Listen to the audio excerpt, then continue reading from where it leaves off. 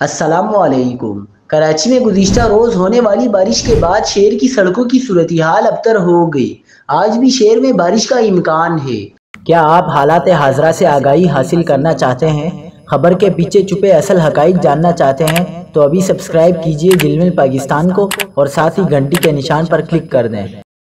آپ کو بتاتے چلیں کہ ٹریفک پولیس نے لیاقت آباد انڈر پاس میں پانی جمع ہونے کے باعث اسے بند کر دیا ہے۔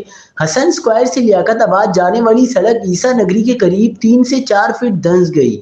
حسن سکوائر سے لیاقت آباد جانے والا روڈ ٹریفک کے لیے بند کر دیا گیا ہے۔ علاقہ پولیس نے موبائلیں لگا کر عیسیٰ نگری روڈ کو ٹریفک کے لیے بند کر دیا ہے۔ لیاقت آباد سے حسن سکوائر جانے والے ٹریک کو ڈبل چلایا جا رہا ہے۔ شہر میں تیز بارش کے بعد کچھ مقامات پر تاحال بارش کا پانی موجود ہے۔ لیاقت آباد 10 نمبر پر بھی بارش کا پانی کڑا ہے۔ اس کے علاوہ ملیر ہالٹ کے قریب بھی بارش کا پانی جمع ہے، جبکہ نیپا چورنگی پر پانی کی نکاسی کی جا رہی ہے۔ گلستان جوہر چورنگی، شارع فیصل، ناظم آباد اور ڈالمیا روڈ سے بھی پانی کی نکاسی کر دی گئی ہے۔